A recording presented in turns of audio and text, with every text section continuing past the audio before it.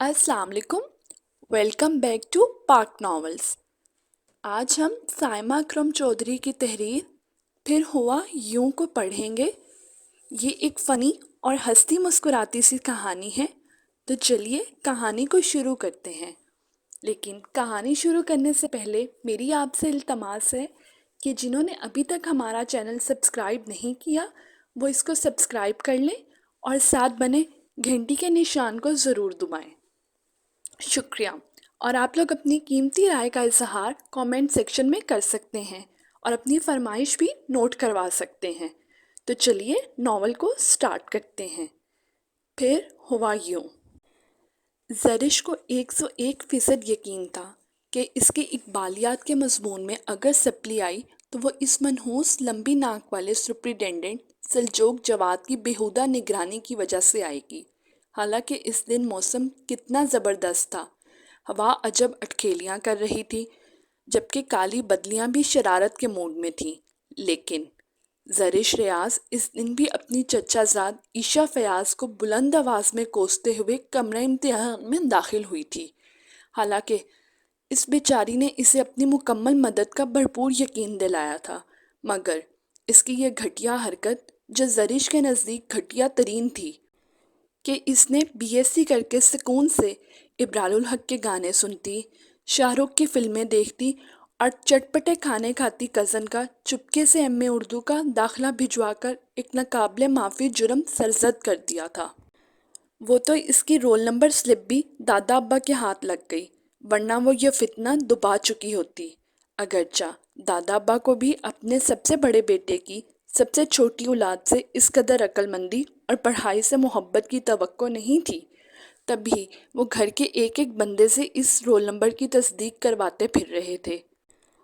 हालांकि ज़रिश रियाज इस वक्त चिप्स की प्लेट से भरपूर इंसाफ करते हुए टीवी पर किसी मशहूर सेलिब्रिटी की अलहदगी की दास्तान सुनने में मगन थी जब इस सानहे की इत्तला इस तक पहुंची, मगर इस वक्त तक पानी पलों के नीचे से गुजर चुका था और इसे तोहन कराहन पेपर देने पड़े। इकबालियात के पेपर में पूरे हॉल में सन्नाटा था। तीसरी रो के 8वें नंबर पर बैठी ज़रिश का दिल कर रहा था कि वो सुप्रिटेंडेंट के ज़्यादा नहीं तो 16 दांत तो तोड़ ही दे, या फिर अपनी अगली सीट पर बैठी अपनी फितनी कज़न ईशा फयाज की कमर में प्रकार की ज़ोरदार नोक घुसाकर एक सुराख तो कर ही दे, जो इस वक्त मुकम्मल महवियत से अपनी शीट पर झुकी पेपर हल करने में मसरूफ़ थी। हालांकि सवालनामा हाथ में आते ही ज़रिश का रंग उड़ गया था। पहला मारूजी सवाल ही घुमा देने वाला था और चूंकि ज़रूरी सवाल था इसलिए इस पर वो 3 हरफ भी नहीं भेज सकती थी। ईशा बगैरत, ये इकबाल की जिस गज़ल की तशरीह करनी है ये इसकी किस किताब में शामिल है? इसने थोड़ा सा झुककर सरगोशी इस तरह की कि चेहरा बिल्कुल सपाट था।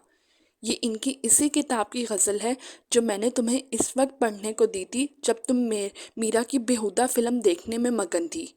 ईशा से इस कदर बेमुरवती की इसे उम्मीद नहीं थी, तभी इस संगीन सूरत हाल में इसका ताना सुनकर इसे सकता ही तो हो गया। तुम बाहर निकलो ज़रा, तुम्हारी एक टांग तो ज़रूर तोड़ दूंगी। और अब्बाना मेरा कोई सूट मांगने या फिर लिपस्टिक का कोई शेड लेने। खुद गर्ज औरत वो सिलक कर बोली। ये औरत किसको कहा है? ईशा को नफरत थी इस लफ्ज़ से। वो पूरी की पूरी पीछे की तरफ घूम गई। आप लोग क्या स्टार प्लस के ड्रामों की तरह साजिशों में मसरूफ़ हैं? ये एमए के पेपर्स हैं, कोई मजाक नहीं। सुप्रिटेंडेंट इन दोनों के सर पर तोप के गोले की तरह बरसा था। अपना अपना पेपर करें सब लोग, एक और निगरान चीखा।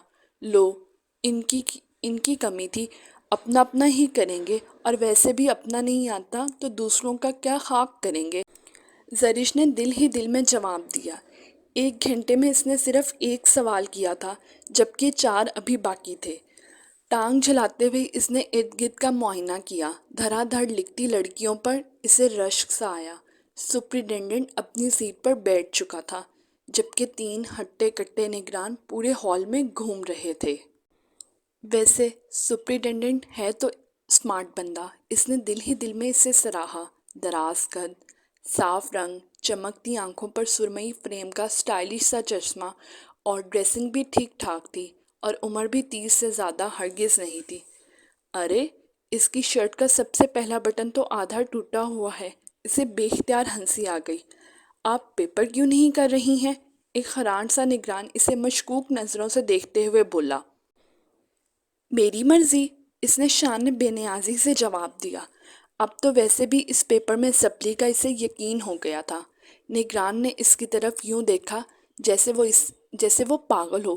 وہ کچھ دیر گھورتا رہا، پھر آگے بڑھ گیا۔ زرش نے ساتھ والی رو میں بیٹھی لڑکی کے سٹائل سے سوٹ کو توصیفی نگاہوں سے دیکھا۔ کیا زبردست بیل ہے، امی سے کہہ کر اپنی شرٹ پر بھی بنواؤں گی، اس نے دل میں ارادہ کیا۔ پھر نمونے کے لیے اس کا ڈیزائن بڑے غور سے سوالیہ پیپر کی بیک سائڈ پر اتارنے لگی۔ یہ کیا کر رہی ہیں آپ؟ وہ ایک دفعہ پھر سر پر آ کر دھاڑا۔ کیا ہوا؟ اس نے سوالیہ نظروں سے تو وہ تڑک کر بولا، یہ کیا بیل بوٹے بنا رہی ہیں؟ پیپر دینے آئی ہیں یا مذاق کرنے؟ سر، ڈیزائن اتار رہی ہوں بیل کا، مجھے بھول جائے گا، اس نے معصومیت سے جواب دیا۔ اس پیپر میں تو ایسا کوئی واہیات سوال نہیں ہے، اس نے طنز کیا، جبکہ وہ کچھ توقف کے بعد بولی، اس پیپر میں یہ بھی نہیں لکھا گیا کہ ڈیزائن اتارنا منع ہے۔ کمرہ امتحان میں ہر قسم کی نقل منع ہے، خواہ وہ درسی مواد کی ہو یا سوٹوں کی ڈیزائننگ کی، اس نے سختی سے کہا۔ کیا بدتمیزی ہے زرش، پیپر کیوں نہیں کر رہی؟ عائشہ بری طرح ڈسٹرب ہو کر بولی۔ سر، اسے عادت ہے فضول بولنے کی، اس نے سر پر سوار بندے کو اطلاع دی، جو اب دلچسپی سے اس کی طرف متوجہ ہو چکا تھا۔ کوئی عادت نہیں ہے، اور تم بدتمیز سارے زمانے کی گھر سے کہہ کر آئی تھی کہ سارا پیپر کراؤں گی اور یہاں آتے ہی آنکھیں ماتھے پر رکھ لی۔ اس کا لہجہ دھیما مگر سلگتا ہوا تھا۔ تمہیں سارا پیپر آتا ہے، ڈرامے بازی مت کرو۔ عائشہ کا بس نہیں چل رہا تھا کہ اس کی گردن توڑ دے۔ نہیں آتا، اس نے صاف جھٹلایا۔ یہ علامہ اقبال کی خودی والا سوال میں نے خود تمہیں رات یاد کرایا تھا۔ کمرہ امتحان کے احترام کے طور پر وہ آہستگی سے بولی، جبکہ زرش نے تراک سے اطلاع دی۔ بھول گئی میں۔ ہاں، خودی ہوتی تو یاد رہتا، عائشہ نے طنز کیا۔ اور یہ اقبال کا شہین، یہ بھی تو تم رٹے مار رہی تھی۔ ہاں، مگر اب مجھے یاد نہیں آ رہا۔ اقبال کے شہین اور مرد مومن کی سرخیاں آپس میں مکس ہو گئی ہیں اور کچھ سمجھ بھی نہیں آ رہا۔ پھر ایسا کرو، تم دفع ہو جاؤ یہاں سے، جاہل ہی رہنا سدا۔ وہ ایک دفعہ پھر اپنے پیپر کی طرف متوجہ ہو گئی۔ آپ کمرہ امتحان میں خلل مت ڈالیں اور خاموشی سے پیپر کریں۔ سپرنٹنڈنٹ نے سختی سے جھاڑا۔ لڑکیاں پیپرز چھوڑ کر سر اٹھائے انہیں دیکھ رہی تھیں۔ آپ سب اپنے پیپرز کریں، اس نے سب کو مخاطب کیا۔ بہت سارے سر دوبارہ پیپرز پر جھک گئے، جبکہ وہ اب بھی ڈھٹائی سے ادھر ادھر دیکھ رہی تھی۔ سر، علامہ اقبال نے کتنی شادیاں کی تھیں؟ اس نے آہستگی سے اب اسے مخاطب کیا، جو پورے ہال کا ایک چکر لگا کر پھر اس کے سر پر تھا۔ اقبال کا تو مجھے نہیں پتا، البتہ میری ایک بھی نہیں ہوئی۔ وہ اس کے لہجے سے اندازہ نہیں کر سکی کہ وہ مذاق کر رہا ہے یا سنجیدہ ہے، اور پھر کچھ توقف کے بعد بولا، آپ کیوں اقبال کی شادیوں پر تحقیق کر رہی ہیں؟ وہ چڑھ کر گویا ہوئی۔ سر، یہ سوال معروضی سوالوں میں شامل ہے، بھلا اتنے عظیم فلسفی اور شاعر کی ذاتیات میں جانے کی کیا تک بنتی ہے؟ وہ جتنی مرضی شادیاں کریں، اقبال نے اتنی ہی شادیاں کی تھیں جتنی تمہارے نانا نے کی تھیں۔ اگلی کرسی پر بیٹھی عائشہ کے کان پیچھے ہی تھے، تبھی اسے خاندانی اشارہ دیا جو اسے فٹ سمجھ میں آ گیا۔ اچھا، 3، اس نے مطمئن ہو کر لکھا۔ اور یہ عطیہ فیضی کون تھی؟ اس نے دوبارہ پوچھا۔ اب آپ بولی تو میں پیپر چھین لوں گا۔ سپرنٹنڈنٹ سخت لہجے میں وارن کر کے اب کڑے تیوریوں سے گھور رہا تھا۔ چھین لیں، مجھے تو ویسے بھی بہانا چاہیے، اس نے دل ہی دل میں جواب دیا۔ تم گھر چلو، دادا ابا کو بتاؤں گی، میسنی گھنی، وہ بڑبڑائی۔ خلیل، ان کی جگہ تبدیل کر دیں، اس نے مڑ کر ایک نگران سے کہا۔ جی سر، فوراً جواب ملا۔ لان میں بٹھا دیں کتاب دے کر، زرش جل کر بولی۔ تب بھی کوئی فرق نہیں پڑے گا، نقل کے لیے بھی عقل کی ضرورت ہوتی ہے، وہ درستی سے کہہ گیا۔ سیٹ پر بیٹھتے ہی زرش نے کھا جانے والی نظروں سے عائشہ کو دیکھا، جو اپنی بتیسی کی نمائش کر رہی تھی۔ اللہ کرے دانتوں میں کیڑا لگ جائے، اس نے جل کر بد دعا دی۔ جیسے تیسے پیپر ختم ہوا اور اس نے اللہ کا لاکھ لاکھ شکر ادا کیا۔ سارا پیپر اپنے ساتھ بیٹھی لڑکی کے پیپر میں جھانک جھانک کر کیا۔ سپرنٹینڈنٹ نے نوٹ کیا مگر پتہ نہیں کیوں خاموش رہا۔ پیپر کیسا ہوا؟ باہر نکلتے ہی عیشا نے پوچھا۔ مجھ سے بات کرنے کی کوشش کی تو منہ توڑ دوں گی، سمجھی؟ حد ہوتی ہے بے مروتی کی۔ گھر جاتے ہی میرے یہ جوتے شرافت سے اتار کر رکھ دینا، اور اگر زیادہ بکواس کی تو میں یہیں اتروا لوں گی، پھر ننگے پاؤں گھر جانا۔ زرش کی جھاڑ نے عیشا کے چھکے چھڑا دیے۔ میری پیاری بہن نہیں ہو؟ خبردار جو مجھے مسکا لگایا۔ میری صرف 2 بہنیں ہیں جو شادی شدہ اپنے اپنے گھروں میں ہیں۔ اچھا سوری نا یار، کس نے کہا تھا میری رجسٹریشن کروانے کو؟ میرا پچھلے تعلیمی ریکارڈ بڑا شاندار تھا نا، جو مزید صفحات کالے کروانے کے لیے ایم اے میں داخلہ کروا دیا۔ اس نے چلتے چلتے خفگی سے پوچھا۔ عیشا شرارت بھرے لہجے میں بولی، مجھے معلوم ہے یار کہ میٹرک میں تمہاری سپلی تھی، پھر ایف ایس سی میں بھی 3rd ڈویژن اور بی ایس سی میں بھی 2 سپلیاں بما ڈی گریڈ کے، لیکن یہ کیسے ہو سکتا تھا کہ میں ایم اے کے لیے رٹے ماروں اور تم خیر سے گواچی گاؤں کی طرح پورے گھر میں لڈیاں ڈالتی پھرو، موویز دیکھو، میوزک سنو اور سارے جہاں میں لوڑ لوڑ پھرو۔ بس اسی وجہ سے یہ کمینگی مجھے دکھانا پڑی۔ زرش کو سخت صدمہ ہوا اور آنکھیں پھٹی کی پھٹی رہ گئیں۔ اپنی امزاد سے اتنی ڈٹائی اور صاف گوئی کی اسے توقع نہیں تھی۔ اللہ کرے کسی بھینگے سے تمہاری شادی ہو اور ساری زندگی تمہیں یہ خوش فہمی رہے کہ وہ تمہیں دیکھ رہا ہے اور حقیقت میں وہ کہیں اور آنکھ مٹکا کر رہا ہو۔ زرش نے بد دعا دی تو عیشا کا کہکا پورے کوریڈور میں گونجنے لگا، جبکہ اس نے غصے سے فائل زور سے اس کے سر پر دے ماری۔ محترمہ، یہ تشدد گھر جا کر لیجیے گا، یہ جگہ انتہائی نامناسب ہے۔ سپرنٹینڈنٹ کی آواز پر وہ ایک دم اچھلی۔ سر، آپ یوں کریں کہ پولیس میں بھرتی ہو جائیں۔ حالانکہ کامیاب چھاپے مارنا ہماری پولیس کا وتیرہ تو نہیں، لیکن پھر بھی زرش کا بس نہیں چل رہا تھا کہ عیشا کے ساتھ ساتھ اس کا بھی سر کھول دے۔ سلجوق نے اسے غور سے دیکھا، جو حاضر حاضر جواب تھی بلکہ ٹھیک ٹھاک بد لحاظ تھی۔ اچھا مشورہ ہے، انہوں نے مسکراتے ہوئے جواب دیا۔ وہ لوگ چلتے چلتے گیٹ تک آ پہنچے تھے، تبھی عمر کی نظر ان پر پڑی۔ وہ خاصا تپا ہوا تھا۔ یہ کیا فضول حرکت ہے؟ پیپر ختم ہوئے آدھا گھنٹہ ہو چکا ہے، میں پچھلے 1 گھنٹے سے یہاں دھوپ میں سڑ رہا ہوں، اور تم لوگ اب ٹہلتی ہوئی آ رہی ہو جیسے شالامار باغ میں سیر کرنے آئی ہو۔ عمر نے آتے ہی دونوں کی ٹھیک ٹھاک کلاس لی۔ اگر چشمہ اتار کر دیکھ لو تو شاید تمہیں میں بھی نظر آ جاؤں۔ سلجوق کے جملے پر وہ دونوں چونک گئیں۔ ارے سجی، تو کہاں؟ عمر ٹھا کر کے اس کے گلے لگ گیا، اور اب سب کچھ بھلائے بڑے جوش و خروش سے اللہ جانے کون سے قصے کھول بیٹھا تھا۔ اس کے چہرے پر پھیلے خوشی کے رنگ اور لہجے میں بے تکلفی سے ان دونوں کو ان کے بہت قریبی تعلقات کا بخوبی اندازہ ہو رہا تھا۔ تم اب بھی پچھلے 15 منٹ سے دھوپ ہی میں کھڑے ہو؟ زرش کے طنزیہ لہجے پر برا مانے بغیر وہ ایک دم مرا۔ یہ سلجوق جواد ہے، ہم دونوں ساتھ اسکول کالج میں پڑھے ہیں، اور پھر ایف ایس سی کے بعد میں انجینئرنگ میں چلا گیا، جبکہ اس نے کمپیوٹر سائنس لے لیا۔ پھر سنا تھا کہ ایم ایس سی کے بعد اس کی لیکچررشپ ہو گئی تھی اسی گورنمنٹ کالج میں، ہے نا؟ عمر کی تفصیل کو عیشا نے بڑی دلچسپی جبکہ زرش نے بڑے اکتائے ہوئے انداز میں سنا، جبکہ مقابل کی خوشی مزاج عروج پر تھی۔ او یار، یہ میری بہن ہے زرش، اور یہ عیشا ہے میری فرسٹ کزن۔ ان دونوں کے ایم اے کے پیپرز ہو رہے ہیں یہاں، مگر تم یہاں کیسے؟ میں یہاں بدقسمتی سے ایم اے سینٹر کا سپرنٹینڈنٹ بنا ہوا ہوں۔ اس کی اطلاع پر عمر اچھلا اور بڑے اشتیاق بھرے لہجے میں بولا، اس کا مطلب ہے کہ اس دفعہ میری بہن پہلے ہی چانس میں ایم اے کر کے اپنا سابقہ تعلیمی ریکارڈ توڑ دے گی؟ کیا مطلب؟ سلجوق واقعی نہیں سمجھا تھا۔ تم گھر چلو ایک دفعہ، زرش نے سرعام دھمکی دی تو عمر کھلکھلا کر ہنس پڑا۔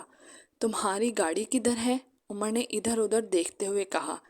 وہ اپنی سپرنٹینڈنٹ پیپرز بینک جمع کروانے کے لیے لے گیا ہے۔ وہ ڈپٹی سپرنٹینڈنٹ پیپرز بینک جمع کروانے کے لیے لے گیا ہے۔ اس کے جواب پر عمر نے فوراً اس کا بازو پکڑا۔ تمہارا گھر ابھی بھی ماڈل ٹاؤن میں ہی ہے نا؟ آؤ چلو۔ اس نے سلجوق کے ہاتھ پکڑ کر کھینچا۔ اسے بے تکلفی سے عمر کے ساتھ ڈرائیونگ سیٹ پر بیٹھتے دیکھ کر زرش کا دل چاہا کہ وہ کسی رکشے کو روکے اور گھر چلی جائے۔ عدنان اور عثمان آج کل کیا کر رہے ہیں؟ اس نے بیٹھتے ہی عیشا کے بھائیوں کا پوچھا۔ یہ افلاطون ہمارے سارے خاندان کو جانتا ہے، وہ بڑبڑائی۔ عدنان کا ہاؤس جاب چل رہا ہے جبکہ عثمان بینک میں ہوتا ہے۔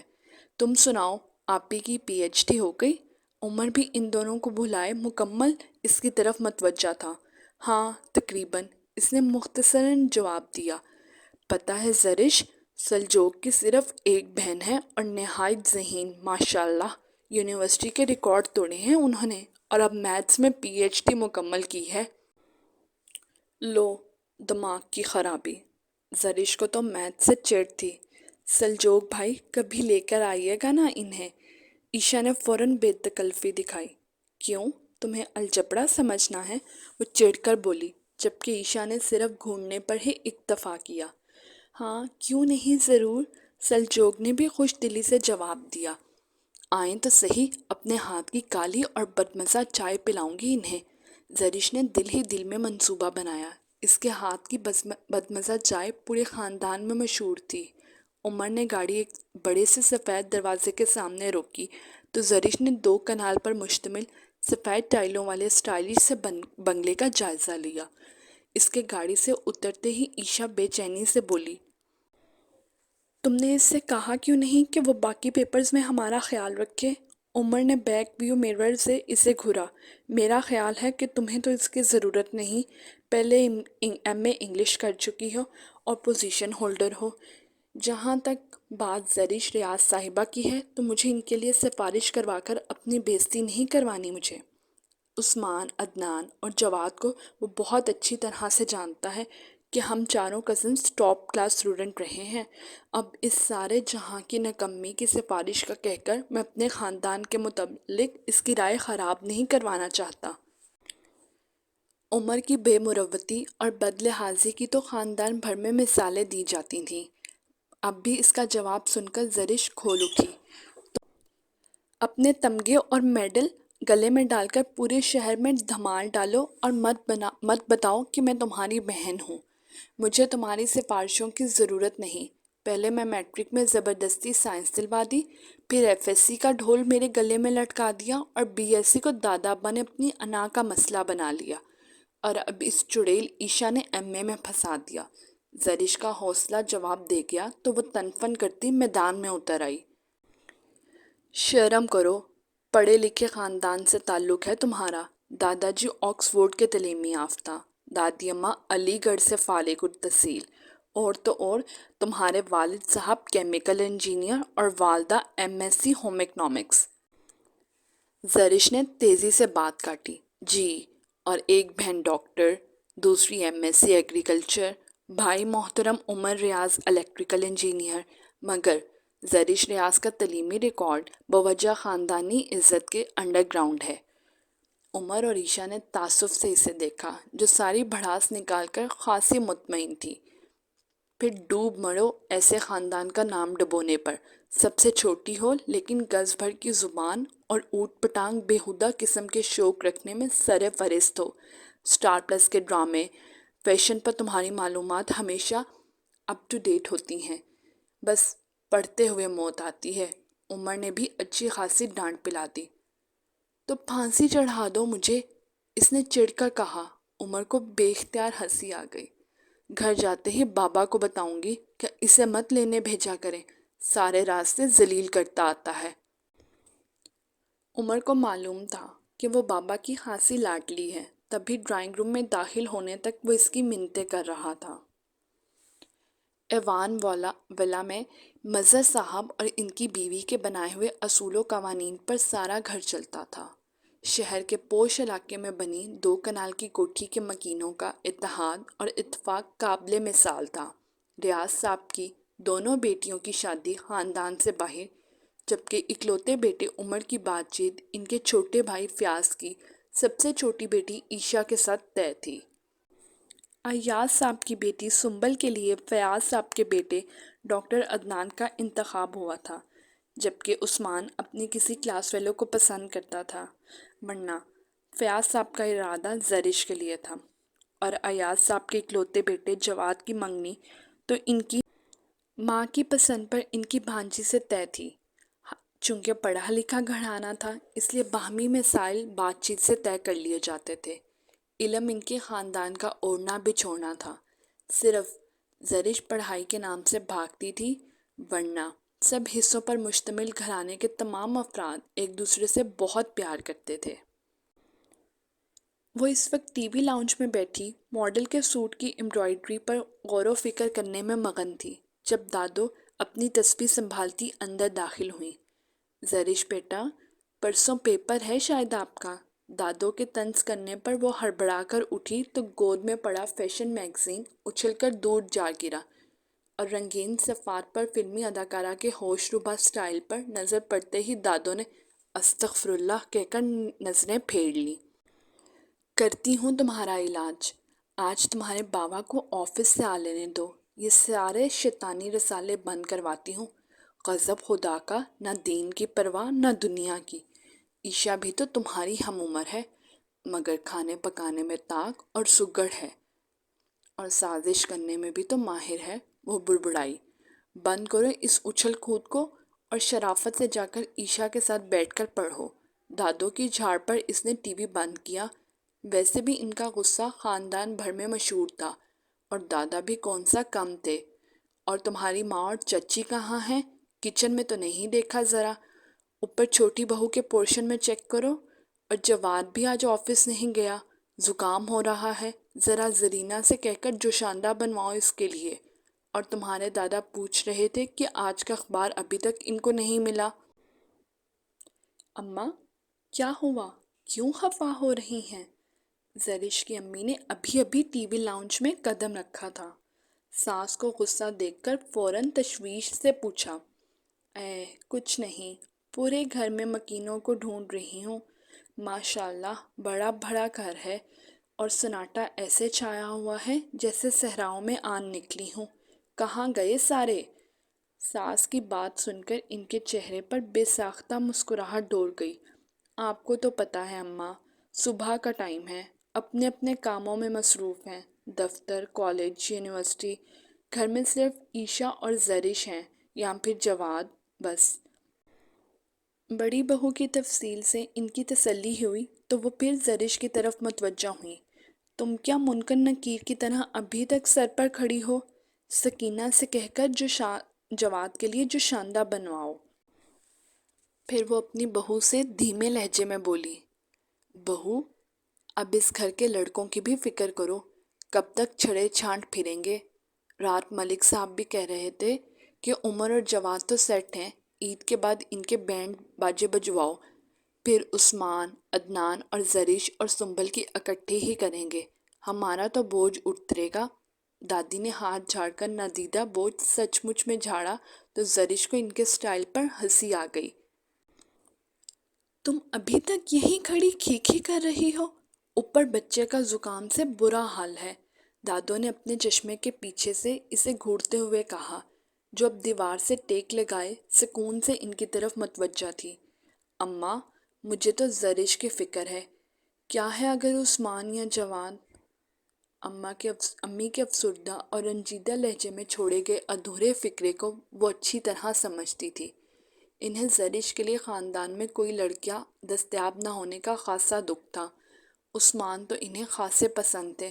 زرش نے دل ہی دل میں خدا کا لاکھ شکر ادا کیا، وہ خاندان میں شادی کے ویسے ہی سخت خلاف تھی۔ وہ دل شکر ہے کہ عثمان اپنے ساتھ ہی میں جاب کرنے والی کسی کولیگ کے ساتھ وعدہ کر چکا تھا۔ بس بہو، پریشان نہ ہوا کرو، یہ سب قسمتوں کے فیصلے ہیں۔ یہ تو سب سے چھوٹی ہے اور گھر بھر کی لاڈلی بھی، ہم سب سوچ سمجھ کر ہی اس کا بر ڈھونڈیں گے۔ دادو نے بڑے شائستہ لہجے میں انہیں دلاسا دیا۔ وہ ویسے بھی ان کی بڑی سمجھدار بہو تھی۔ تم گئی نہیں ہو ابھی تک؟ آئینہ بن کر کھڑی ہو۔ دادو نے کسل مندی سے بکھرے بالوں کو سمیٹتی براؤن کاٹن کے سوٹ پر ریڈ دوپٹہ اوڑھے بیزار کھڑی پوتی کو ڈانٹا تو آخر کار وہ تھکے تھکے قدم اٹھا گھسیٹتی وہاں سے چل ہی پڑی، حالانکہ اس کا دل بالکل بھی نہیں چاہ رہا تھا، اور پھر بھی ڈرامے کی قسط بھی دوبارہ آنی تھی۔ اگلے 2 دن بعد اس کا جدید شاعری کا پیپر تھا۔ شاعری سے تو ویسے بھی اسے چڑ تھی، اوپر سے پروین شاکر، فیض احمد فیض، ناصر کاظمی، مجید امجد اور میرا جی کی شاعری نے اس کا دماغ بھکلا کر رکھ دیا تھا۔ اس وقت بھی وہ دونوں کتابوں کا ڈھیر ٹی وی لاؤنج میں پھیلائے مصروف تھی۔ اس نے کتاب ایک طرف پڑھی اور صوفے کے ساتھ ٹیک لگا کر ٹی وی کا ریموٹ اٹھا لیا۔ پلیز اب تم یہ ٹی وی مت چلانا، اور سکینہ ایک کپ چائے تو بنا دو، عشاء نے اسے ٹی وی چلاتے ہوئے ٹوکا اور ٹیبل صاف کرتی سکینہ کو چائے کا کہا۔ زرش تن پن کرتی وہاں سے اٹھ کر ہی چلی گئی۔ اس دن کمرہ امتحان میں بلا کی خاموشی تھی۔ سوالیہ پیپر سامنے آتے ہی زرش کو حسب معمول سکتہ ہو گیا تھا، جبکہ عشاء حسب عادت مطمئن اور پرسکون تھی۔ اس کے چہرے سے ویسے بھی اس کے دلی جذبات کی عکاسی کم کم ہی ہوتی تھی۔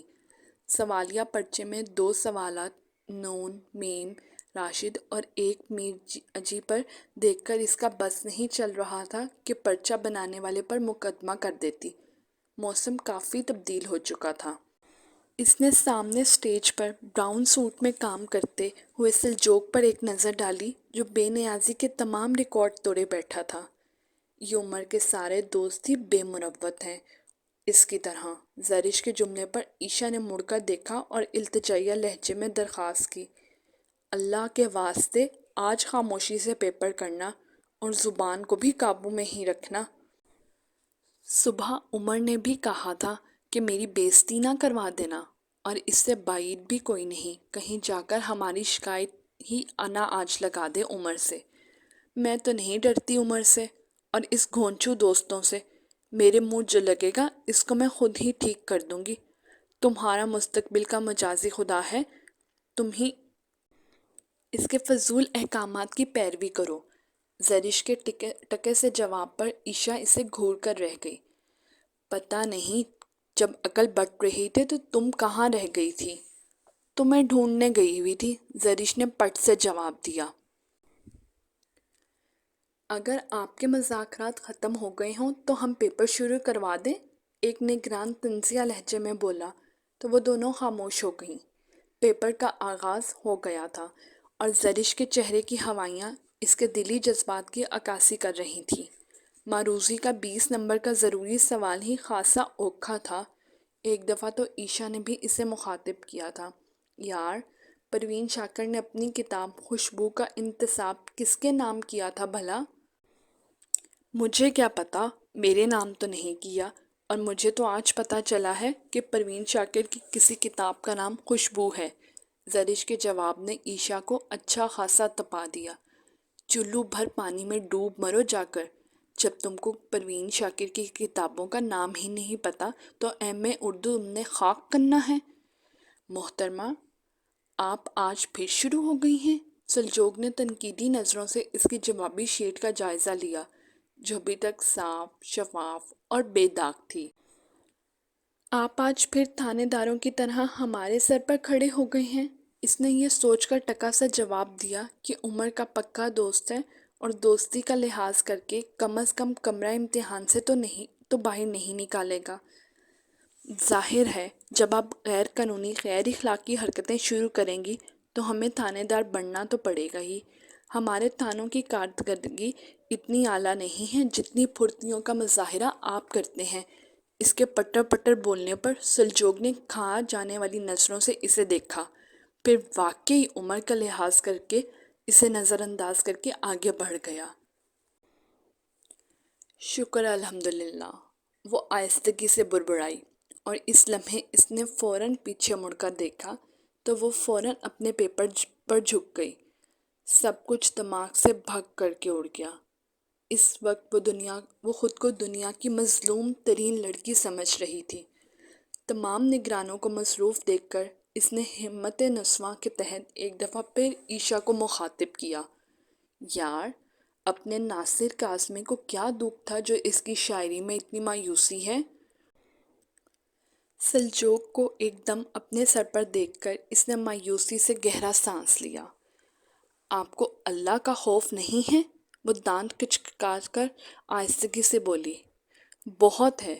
جب بھی غیر اخلاقی ہتھ کنڈے استعمال کرنے والوں کو رنگے ہاتھوں پکڑ کر شرمندہ کرنے کی کوشش کرتا ہوں، مگر لگتا ہے کہ بے فائدہ ہے۔ سلجوق کا اطمینان قابل دید تھا۔ ٹھیک ہے، اب کچھ بھی نہیں پوچھوں گی، زرش نے جیسے ہتھیار ڈالتے ہوئے کہا۔ پھر آپ لکھیں گے کیا؟ سلجوق نے بے ساختہ کہا، تو اگلے ہی لمحے وہ اس کی بات سمجھ کر ہنس پڑی۔ وہ کچھ دیر تو حیرانی سے اسے تکتا رہا اور پھر نہ جانے کیا سوچ کر آگے بڑھ گیا، اور اس کے بعد عشا کے پاس رکا اور جھک کر اسے کچھ کہا اور پھر تیزی سے آگے چلا گیا۔ لو مڑو، دیکھ لو میرا پیپر، لیکن اگلے پیپر کی تیاری خود کر کے آنا ورنہ قتل کر دوں گی۔ عشا کی بات پر اسے جھٹکا ہی تو لگا تھا، زیادہ غور و فکر کرنے کا وقت نہیں تھا، تبھی اس نے دھڑا دھڑ قلم چلانا شروع کر دیا۔ اور حیرانی کی بات تھی کہ سلجوق نے ایک دو دفعہ دیکھا بھی لیکن کچھ کہا نہیں۔ اس کے پیپرز ختم ہوئے تو اس نے شکرانے کے 2 نفل باقاعدہ ادا کیے، اور اسی دوران عمر اور عشا کی شادی اچانک طے پا گئی، اور گھر میں ایک ہنگامہ ہی تو کھڑا ہو گیا تھا۔ افراتفری میں بڑی اور جہیز کی تیاریاں ہو رہی تھیں، اور بازاروں کے چکر پر چکر لگ رہے تھے۔ وہ خاصی خوش تھی۔ اس طرح کے فنکشنز، پارٹیاں اسے بھاتے بھی تو بہت تھے، اور اس نے تو شادی سے پورے 15 دن پہلے ہی ڈھولک رکھوا لی تھی، اور باقاعدہ رات کو اس پر گانوں کی پریکٹس ہی کی جاتی تھی۔ اب تو عشا کا عمر سے مکمل پردہ کروایا جا رہا تھا۔ 15 دن تک چلا چلا کر گانے گانے کا نتیجہ یہ نکلا کہ مہندی والے دن اس کا گلا خاصا خراب ہو چکا تھا۔ اس کے اندر سے برآمد ہونے والی آواز سن کر سارے کزنز کانوں میں انگلیاں ڈال کر بھاگتے پھر رہے تھے۔ عمر اور عشا کی مہندی کا فنکشن گھر کے لان میں کیا جا رہا تھا۔ سبز رنگ کی فٹنگ والی شرٹ اور چوڑی دار پاجامے میں مکمل ہتھیاروں سے لیس ہو کر وہ کسی کام کے سلسلے میں عشا کی طرف آئی تو ایک لمحے کو اسے دیکھ کر عشا ٹھٹک گئی، اور شرارتی انداز میں گھوم پھر کر اس کا جائزہ لینے کے بعد وہ انتہائی شوق لہجے میں گویا ہوئی۔ اوہو، خیر ہے، اتنی زبردست ڈریسنگ، عشا نے سراہا۔ ویسے زرش، قسم سے آج بولنا مت، تمہارا سارا امپریشن خراب ہو جائے گا۔ زیادہ ٹٹ کرنے کی ضرورت نہیں، کل تمہاری شادی ہے، گلا تو تمہارا بند ہونا چاہیے تھا۔ اتنی منہ پھٹ اور بد لحاظ دلہن پہلی دفعہ دیکھی ہے۔ اور لو مڑو، پکڑو گجرے۔ عمر نے رولا ڈالا ہوا ہے کہ عشا کے گجرے نہیں آئے اور اب جا کر خود لے کر آیا ہے، ابھی نکاح ہوا نہیں اور اشاروں پر ابھی سے ناچ رہا ہے۔ پلیز زرش، مت بولو، میرے دل کو کچھ ہوتا ہے۔ جس طرح کھڑکھڑ کی آوازیں تمہارے گلے سے نکل رہی ہیں، لگتا ہے کہ کوئی بغیر سلنسر کے موٹر سائیکل چل رہی ہے۔ اس نے بڑھ کر اسے جھانپڑ رسید کیا اور خود واپسی کے لیے قدم بڑھائے۔ ان کی طرف رسم کا آغاز ہو چکا تھا۔ پیلے دوپٹے کے نیچے عمر اپنے دوستوں کے ساتھ اندر آ رہا تھا، اور عمر کے دائیں طرف سفید کرتا شلوار میں انتہائی بے فکری سے کہکے لگاتے سلجوق کو دیکھ کر تو اسے جیسے سکتہ ہوتے ہوتے رہ گیا۔ وہ خاصے خوشگوار موڈ میں تھا، اور پھر پیلے پھولوں سے سجی کرسی پر وہ اس کے ساتھ والی کرسی پر ہی براجمان تھا۔ وہ جب عمر کو مہندی لگانے آگے آئی تو سلجوق نے بڑی خوشگوار حیرت سے اسے بغور دیکھا۔ پلیز زرش، خدا کے لیے آج گانے مت گانا، عمر نے ہنستے ہوئے اسے چھیڑا، تو وہ مصنوعی خفگی سے اسے گھور کر رہ گئی۔ بولنے کے لیے منہ کھولا، لیکن پھر سلجوق کو بالکل ساتھ جڑے دیکھ کر خاموش ہو گئی، اور پھر سارے فنکشن میں وہ خاموش ہی رہی۔ جب بھی وہ کچھ بولنے کے لیے منہ کھولتی، سب فوراً ہاتھ جوڑ کر اسے چپ رہنے کا واسطہ دے دیتے، اور وہ غصے کے گھونٹ پی کر رہ جاتی، اور سلجوق کے لیے اس کا نہ بولنا ناقابل یقین بات تھی۔ ولیمے والے دن گہرے نیلے رنگ میں اس کی گوری رنگت دمک رہی تھی۔ آدھی آستین میں ڈھیر ساری سلور چوڑیوں میں اس کے سڈول بازو خاص سے خوبصورت لگ رہے تھے۔ ہلکے میک اپ اور نازک جولری میں وہ دل کو چھو لینے کی حد تک پیاری لگ رہی تھی۔ استقبالیے میں وہ اپنی بہنوں کے ساتھ آنے والے مہمانوں کو خوش آمدید کے لیے کھڑی تھی کہ سرمئی رنگ کی سلک کی ساڑی میں ایک باوقار خاتون کو سلجوق کے ہمراہ آتے دیکھ کر وہ چونک گئی۔ نازک مگر قیمتی چشمے میں انتہائی سادہ خاتون دیکھنے والوں کے لیے بہت عمدہ تاثر چھوڑ رہی تھی۔ واو، بڑھاپا اتنا ہی گریسفل ہونا چاہیے، تحسین آپی نے بلند آواز میں سراہا۔ امی، یہ عمر کی سب سے چھوٹی سسٹر زرش ہیں۔ اس کے اچانک سر پر پہنچ کر تعارف کروانے پر وہ بوکھلا گئی۔ کامیاب چھاپے مارنے کی عادت پتہ نہیں کب جائے گی۔ اس نے دل ہی دل میں اسے خوب کوسا، جبکہ وہ خاتون بڑی نرم مسکراہٹ کے ساتھ انتہائی شفیق انداز میں اس کا ماتھا چوم کر بولی، ماشاءاللہ بڑی پیاری بچی ہے۔ اس نے سر ہلا کر انہیں سلام کیا۔ گلا تو اب مکمل بند تھا، ہزار ٹوٹکے کرنے کے بعد بھی۔ وعلیکم السلام۔ انہوں نے محبت سے اس کا ہاتھ تھاما اور جواب دیا۔ اسی لمحے تحسین آپی اور بینی شاپی بھی انہیں خوش آمدید کہنے کو آگے بڑھائیں اور اسے بولنا نہیں پڑا اور بھرم رہ گیا، جبکہ سلجوق بڑی گہری نظروں سے اس کا معائنہ کرنے میں مگن تھا۔ پھر کھانے کے بعد وہ بڑی تیزی سے اسٹیج کی طرف جا رہی تھی کہ اچانک اسے اپنا ایک پاؤں بڑا آزاد محسوس ہوا۔ جھک کر دیکھنے پر معلوم ہوا کہ سلور کلر کی بہت نازک سی ایک پٹی والی چپل دغا دے گئی ہے۔ اس کا دل دھک کر کے رہ گیا تو یہ نیا سیاپا پڑ گیا۔ شادی ہال سے گھر تک کا فاصلہ تقریباً 40 منٹ کا تھا، اور اتنے رنگا رنگ فنکشن کو چھوڑ کر کوئی بھی اسے گھر لے جانے پر راضی نہ ہوگا، اس کا اسے بخوبی اندازہ تھا۔ تبھی پاؤں کو گھسیٹتی مہمانوں سے بچتی ہوئی وہ نسبتاً ایک تاریک کونے میں کھڑی ہو گئی۔ لگتا ہے کمبخت عشاء کی نظر لگ گئی ہے۔ اس نے کتنی منتیں کی تھیں کہ چپل بڑی کے سامان میں رکھ دو اور اپنے لیے نئی لے آؤ، لیکن وہ بھی ایک نمبر کی ڈھیٹ تھی، بالکل نہیں مانی۔ اب گلا خراب، چپل ٹوٹی ہوئی، جس کے ساتھ ایک قدم بھی چلنا محال تھا، اور اوپر سے بھوک، اسے اپنی بے بسی پر رونا آ رہا تھا۔ سب مہمان کھانے میں مگن تھے اور اسی لمحے اسے سلجوق اپنی طرف آتا محسوس ہوا۔ لو، یہ کہاں سے چلے آ رہے ہیں موصوف، اس نے دل میں کوسا۔ تھینکس گاڈ آپ مجھے مل گئی، میں تو سارے ہال میں آپ کو ڈھونڈتا پھر رہا تھا۔ سیاہ پینٹ اور کوٹ میں اس کا دراز قد خاصا نمایاں تھا۔ کیوں، اب میں کس کی نقل کر رہی ہوں، وہ کہنا چاہتی تھی، مگر افسوس، گلے نے اس کے ارمانوں کا گلا گھونٹ دیا۔ دیکھیں زرش، میں بہت سیدھا سادہ اور کھرا بندہ ہوں، بات گھما پھرا کر کرنے کا فن مجھے نہیں آتا۔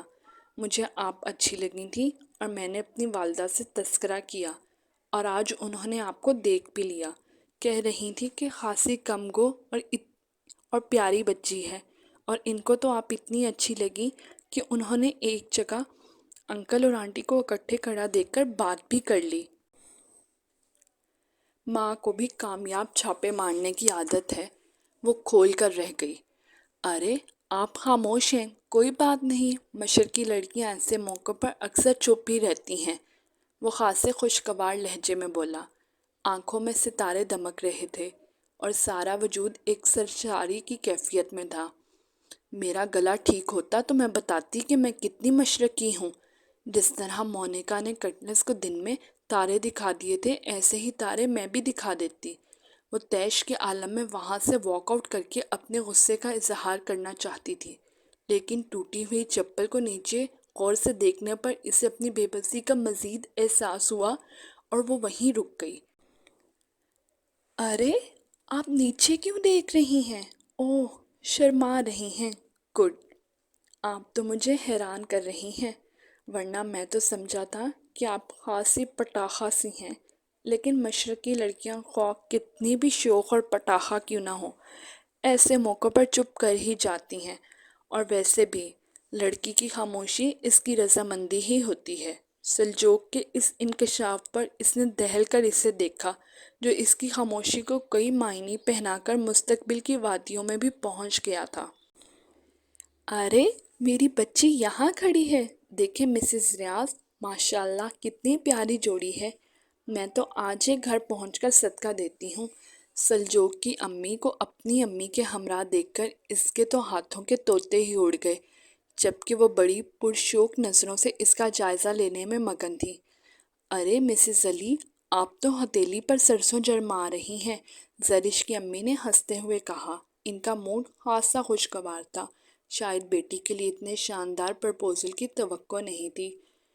ارے میرا اکلوتا بیٹا ہے ماشاءاللہ، اچھا خاصا ایجوکیٹڈ اور سلجھا ہوا، اور میرے تو بہت ارمان ہیں، آپ بس ہاں کر دیں۔ ریاض صاحب نے تو مجھے تسلی کروا دی ہے، وہ تو کہہ رہے تھے کہ مسز علی سمجھیں زرش آپ ہی کی بیٹی ہے۔ کیوں فالتو ہوں میں؟ وہ غصے سے دل میں سوچ کے رہ گئی۔ وہ ایک دم اس کا ہاتھ پکڑ کر بڑی محبت اور خوش دلی سے اس سے مخاطب ہوئی۔ ارے میری بچی تو ماشاءاللہ خاصی شرمیلی اور کم کو واقع ہوئی ہے، ورنہ آج کل کی لڑکیاں تو پٹر پٹر بولتی ہیں۔ پھر بڑے مان اور اپنائیت بھرے لہجے میں کہا، کیوں بیٹا، آپ کو یہ فیصلہ منظور ہے نا؟ جی۔ اس نے منہ کھولنا چاہا مگر آواز گلے کے اندر ہی دم توڑ گئی۔ وہ چیخ چیخ کر کہنا چاہ رہی تھی کہ اپنے چلاک اور عیار تھانے دار بیٹے کے لیے ویسی ہی پڑھاکو لڑکی ڈھونڈے، مجھے کوئی شوق نہیں ہے پی ایچ ڈی، نان پروفیسر ساس اور سسر اور تعلیم ہی کے شعبے میں وابستہ شوہر کی۔ مگر افسوس، اب تو گلے سے گراہٹ بھی نہیں نکل رہی تھی۔ اس نے بے بسی سے امی کو دیکھا، اور امی کو بھی اس سے اس قدر مشرقی ہونے کی توقع نہیں تھی، اس لیے وہ اس کے گلے کی خرابی کو بھولے ہوئے اس کی خاموشی کو شرم پر محمول کرتے ہوئے بولی، مسز علی، اگر آپ کی یہی خواہش ہے تو انشاءاللہ اللہ بہتر کر دے گا، اور ویسے بھی عمر تو جانتا ہی ہے سلجوق بیٹے کو۔ زرش نے کھا جانے والی نظروں سے اسٹیج کی طرف دیکھا، جہاں عمر اپنی دلہن کو واری صدقے جاؤں نظروں سے دیکھنے میں محو تھا۔ اس کا بس نہیں چل رہا تھا کہ ٹوٹی ہوئی چپل سمیت اڑتی ہوئی اسٹیج پر پہنچ کر ان کے رومانس کا ستیہ ناش کر دے۔ اس نے غصے سے سلجوق کو دیکھا، جو بڑی محویت بڑی نظروں سے اس کو حصار میں لیے ہوئے تھا۔ بس جی، یہ زرش آج سے میری بیٹی ہوئی۔ سلجوق کی ماما نے اپنی انگلی سے انگوٹھی اتار کر زبردستی اسے پہنائی تو وہ ہکا بکا رہ گئی۔ اللہ قسمت اچھی کرے میری بیٹی کی، میں ابھی ریاض صاحب سے مٹھائی منگواتی ہوں۔ امی کو انتہائی خوش اور مطمئن دیکھ کر وہ ٹھنڈی سانس بھر کر رہ گئی۔ بیٹا، سلجوق بتا رہا تھا کہ آپ کا ایم اے کا رزلٹ آنے والا ہے، انشاءاللہ میں خود آپ کا ایم فل میں ایڈمیشن کرواؤں گی، پھر تم، میں اور سلجوق کے پاپا اکٹھے یونیورسٹی جایا کریں گے۔ میری دلی آرزو ہے کہ میری بیٹی کی طرح میری بہو بھی پی ایچ ڈی ہو۔ سلجوق کی ماما کے ارادے سن کر اس کا رنگ یکدم فک ہوا، دل ڈوبنے لگا اور آنکھوں کے آگے ستارے ناچنے لگے۔ اس نے گھبرا کر ساتھ رکھی کرسی کو تھاما اور خود کو گرنے سے بچایا۔ ماشاءاللہ، مبارک ہو، تحسین آپی نہ جانے کہاں سے نمودار ہوئی تھیں۔ اللہ نظر بد سے بچائے۔ مجھے تو بہت خوشی ہو رہی ہے یہ سن کر کہ زرش ایک اچھی خاصی پڑھی لکھی فیملی میں جا رہی ہے۔ بینی شاپی کا چہرہ بھی کھلا جا رہا تھا، وہ بھی اڑتی ہوئی وہاں پہنچی تھی۔ ہاں بیٹا، ہمارے گھر کا ماحول خاصا علمی ہے، بلکہ کبھی کبھی تو سلجوق کے پاپا ہنستے ہوئے کہتے ہیں کہ ہمارے گھر میں اتنی چیزیں نہیں جتنی کتابیں ہیں۔ سلجوق کی ماما کی اس اطلاع پر زرش کا دل مزید بیٹھ گیا۔ ارے پریشان ہونے کی ضرورت نہیں محترمہ، میں خود آپ کو پڑھاؤں گا انشاءاللہ، آپ کو ایم فل میں ہرگز کسی سے پوچھنے کی ضرورت نہیں پڑے گی۔ پرشوق لہجے میں سلجوق کی سرگوشی پر اس نے خالی نظروں سے اسے دیکھا، اور اسے یقین ہو گیا تھا کہ آنے والے دنوں میں ایک ہینڈسم اور سمارٹ شریک حیات کے ساتھ کتابوں کے بوجھ کو برداشت کرنا پڑے گا، اور اسے نہ جانے کیوں یہ خوش فہمی تھی کہ سلجوق کتنا ہی لائق فائق اور بہترین پڑھانے کا ہنر رکھتا ہو، لیکن زرش ریاض جیسی نالائق لاپرواہ اور ڈھیٹ اسٹوڈنٹ کو پڑھانا آسان کام نہیں، اور یہ تو وقت ہی بتائے گا کہ کون کس پر کتنا حاوی ہے، کیونکہ اگر اسے پڑھانے کے 101 طریقے آتے تھے تو زرش ریاض کو پڑھائی سے بھاگنے کے 202 طریقے آتے تھے۔ ختم شد۔